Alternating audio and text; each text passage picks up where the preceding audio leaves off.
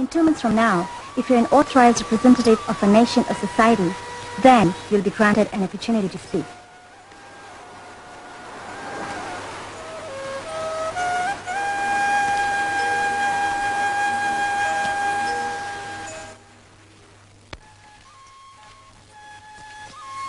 So little in hand, and 2 long months to survive.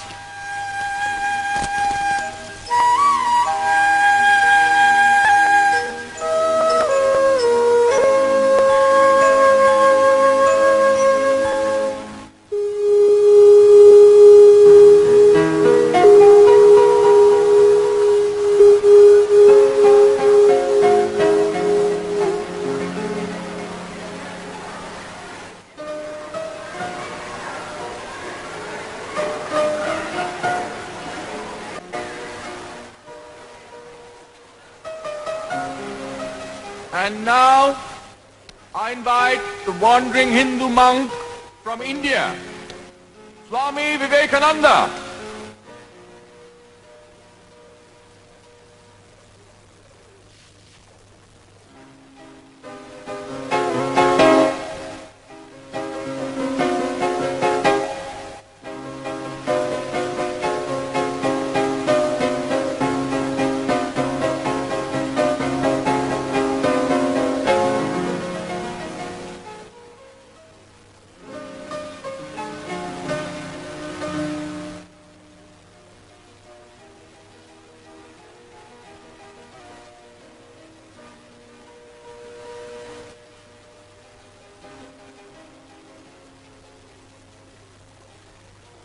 Sisters and brothers of America,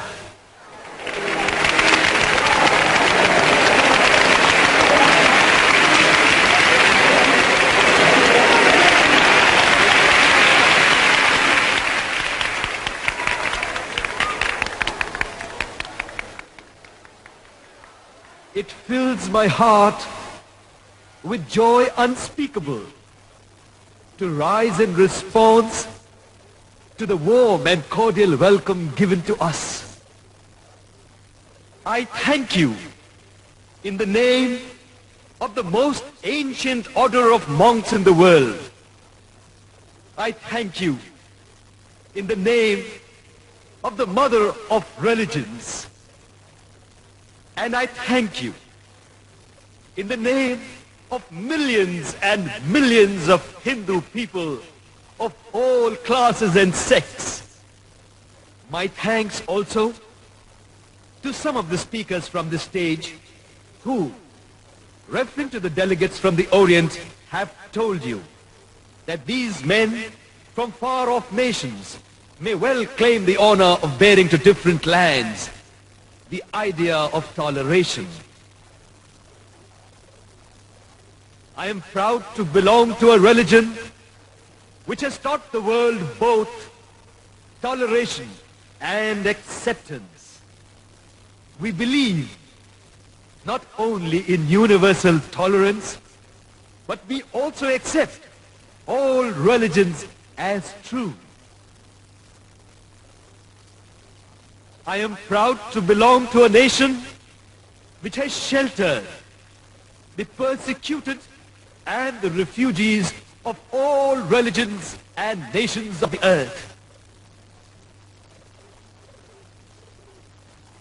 I am proud to tell you that we have gathered in our bosom the purest remnant of Israelites who came to southern India and took refuge with us in the very year in which their holy temple was shattered to pieces by Roman tyranny. I am proud to belong to the religion which has sheltered and is still fostering the remnants of the grand Zoroastrian nation. I will quote to you, brethren, a few lines from a hymn which I remember to have repeated from my earliest boyhood, which is every day repeated by millions of human beings.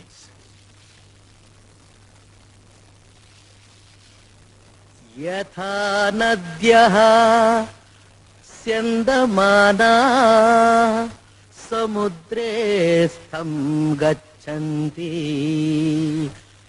नामरूपा विहाय. As different streams having their sources in different places, all mingle their water in the sea. So, O Lord, different paths which men take due to different tendencies, various though they appear, crooked or straight, all lead to thee.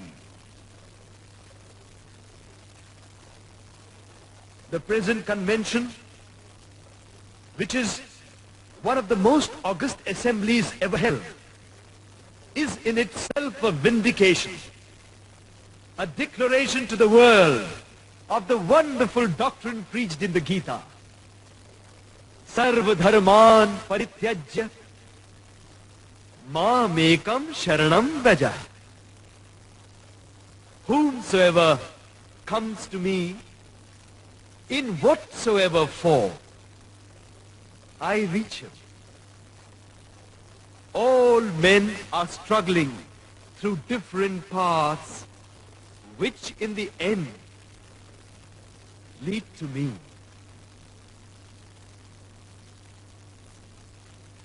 Sectarianism, bigotry, and its horrible descendant, fanaticism, have long possessed this beautiful earth.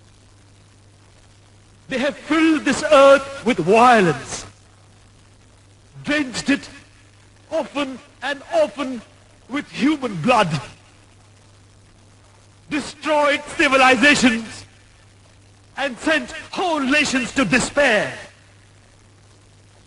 Had it not been for those horrible demons, human society would be far more advanced than it is now.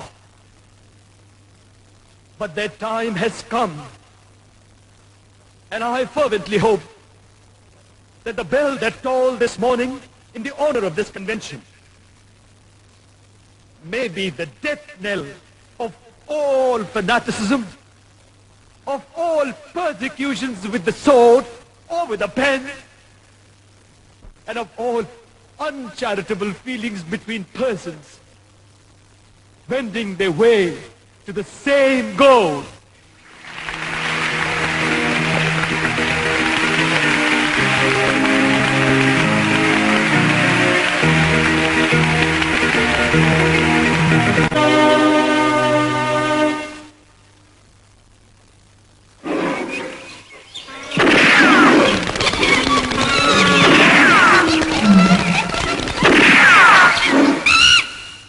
Swami ji, सुना है आप बहुत बड़े विद्वान हैं, चाहे तो आराम से खा कमा सकते हैं, फिर आपके हाथ में ये भिक्षा पात्र किस लिए?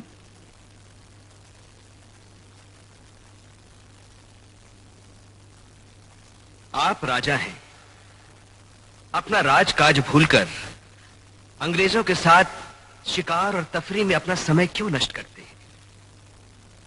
केवल आनंद के लिए ही ना? आपके ऋषि मुनि भी अपना सारा जीवन व्यर्थ करते हैं पूजा पाठ और ध्यान में, केवल अपने आनंद के लिए ना? किंतु एक जानवर भी दूसरे जानवर को बिना प्रयोजन नहीं मारता। फिर आप क्यों मारते हैं उन्हें? मुझे यह अर्थहीन लगता है। अर्थहीन? हमें मूर्ति पूजा अर्थहीन लगती है। ये लोहे के टुकड़े, ये पत्थर, ये लकड़ी, ये मिट्टी के लौंदे को भगवान मानकर इन्हें पूजना हमें समझ में नहीं आता। This is nonsense. क्या है ये?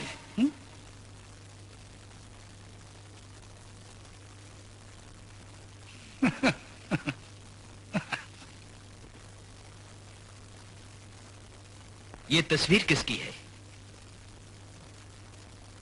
हमारे पिताजी की। क्या तुम इस पर थूक सकते हो? हमारे पिताजी पे? ये पिताजी कहाँ है? ये तो उनकी तस्वीर है, सिर्फ एक कागज का टुकड़ा, रक्त और मांस का पिंड नहीं। फिर भी तुम्हें इस तस्वीर में अपने पिताजी के दर्शन होते हैं कि नहीं?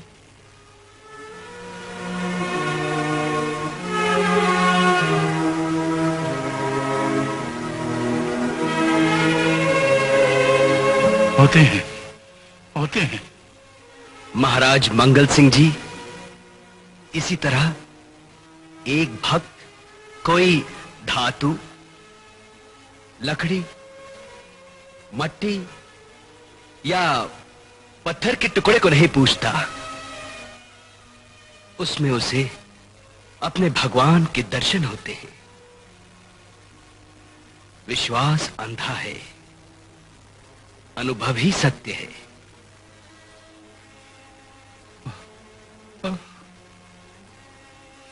विश्वास अंधा है, अनुभव ही सत्य है। स्वामी जी, आपने मेरी आंखें खोल दी, मेरी आंखें खोल दी आपने Swami ji. His Most Holiness Sri Paramahamsa Yatiraja, Digvijay Kolahala, Paramayogeshwara, Srimad Bhagwan, Sri Ramakrishna Paramahamsa Karakamala Sanjata, Rajadiraja Sevita, Sri Vivekananda Swami, may it please your holiness, we the inhabitants of this ancient and historic Samsthanam of Setubandha Rameshwaram, otherwise known as Ramnathapuram or Ramnad, beg most cordially to welcome you to this, our motherland. We deem it a very rare privilege to be the first to pay your holiness our heartfelt homage on your landing in India. We have watched with feelings of genuine pride and pleasure the unprecedented success which has crowned your laudable efforts in bringing home to the finest minds of the West the intrinsic merits and excellence of our time-honored and noble religion. Your holiness has crossed boundless seas and oceans to convey the message of truth and peace, and to plant the flag of India's spiritual triumph and glory in the rich soil of Europe and America.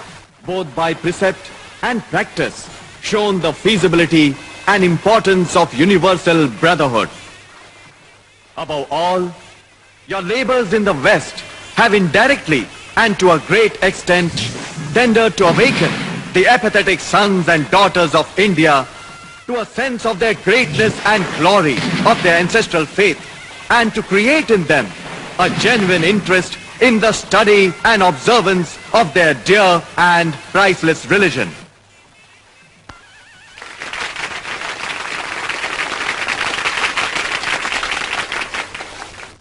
Behold, the sleeper is awakening.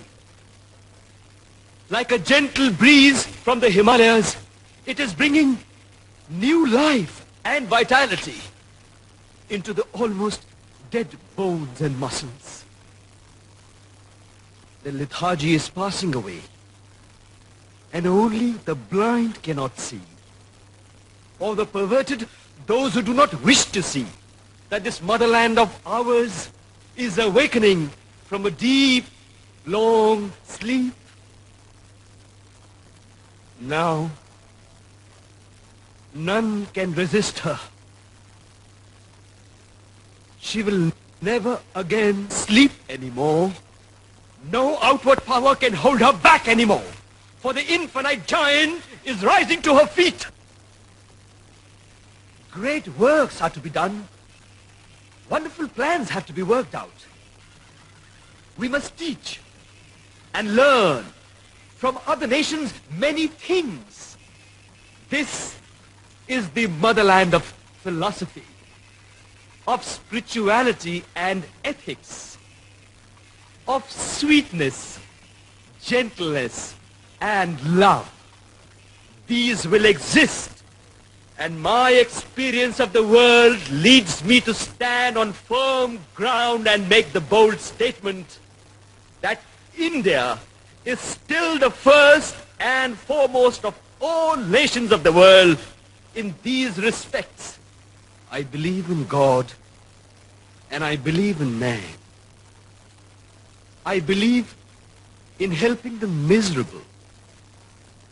I believe in even going to hell to save others. I do not believe in a God or religion that cannot wipe the widow's tears or bring a piece of bread to the orphan's mouth. In this land are still religion and spirituality, fountains which will have to overflow and flood the world to bring in new life and vitality to the Western and other nations, which are now almost borne down, half killed and degraded by political ambitions and social scheming. There are two great obstacles on our path in India: the skylar of old orthodoxy and the Charybdis of modern European civilization. Of these two, I vote for the old orthodoxy and not for the Europeanized system. For the old orthodox man may be ignorant, he may be crude, but he is a man. He has faith, he has strength, he stands on his own feet, while the Europeanized man has no backbone. He's a man of heterogeneous ideas picked up at random from every source. And these ideas are unassimilated, undigested, unharmonized. I vote for the old orthodoxy and not for the Europeanized system. I vote for the old orthodoxy and not for the Europeanized system. I vote for the old orthodoxy and not for the Europeanized system. Through the changing times, the river of life flows on eternally. Incidents and experiences may be diverse, but human feelings and emotions are the same. The sayings of great saints prove to be relevant always, in spite of changing trends and vehement revolutions. What Swamiji spoke a century back, the unfailing truth is a verdict of yesterday, today, and tomorrow. So awake, arise, and stop not till the goal is reached. Long live Vivekananda! Long live Vivekananda!